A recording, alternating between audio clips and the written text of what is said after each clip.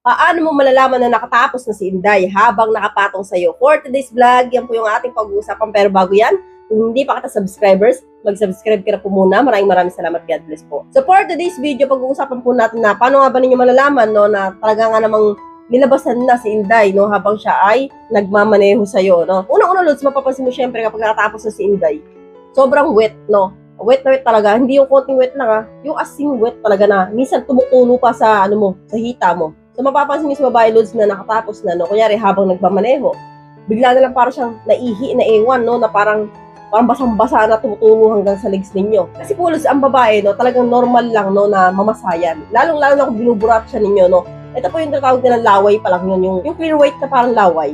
So, yun po normal po na lumalabas sa babae yun kapag na-L na. So, lahat ng babae, nararanasan yun kapag nandiyan sa burat sa time.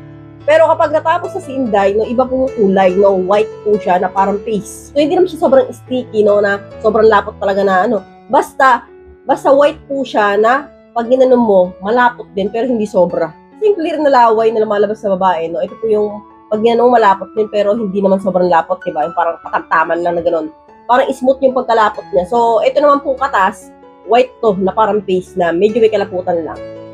At hindi po yung karamihan, Lods, no? Hindi po yung totoo na napapanood sa bakbahan video na bumubulwak na marami. So, hindi po totoo yun, no? Sa totoong buhay. So, ang babae, Lods, kapag natapos na habang nagmamaneho, may papatak yan at least. Mapapansin ninyo, minsan parang may aagos ng konti. So, wet na wet siya. So, habang nagmamaneho. So, isa po yung sa science na nakatapos na si Inday. So, pangalawa, Lods, iba yung ungol ng babae. So, kapag po nakatapos na sa binabayo pa lang, magkaiba po yung ungol niyan. So, kapag binabayo lang na natatalapan lang, no? Ang ungol po yan, Lods, para lang, alam yung tuta na kumakahol.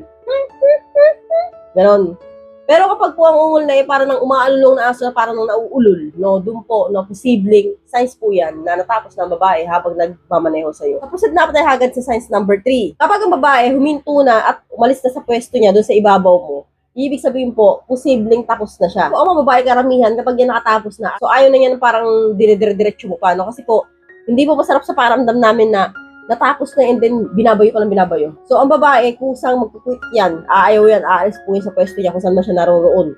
Kahit sa ilalim o sa ibabaw. So, kasi po, satisfy namin. Kasi po, pag pinagpatuloy nyo pa yung binabayo pa habang natapos na siya, ang pakaramdam namin na iihi na kami. So, yun yung pakalawang paramdam na mararamdaman namin kapag ka nagdire-diretso pa. Kaya po, umaalis po talaga kami sa pwesto na yun. So, kapag po ganun yung babae, signs po yan na natapos na siya. So, ayan nga po yung mga signs na nakatapos na si Inday habang nagmamaneho. So, hanggang dito na lang po tayo mga Lods. I hope you learned something in this video. More videos to come. So, stay connected and see you again to my next video. God bless. Bye-bye!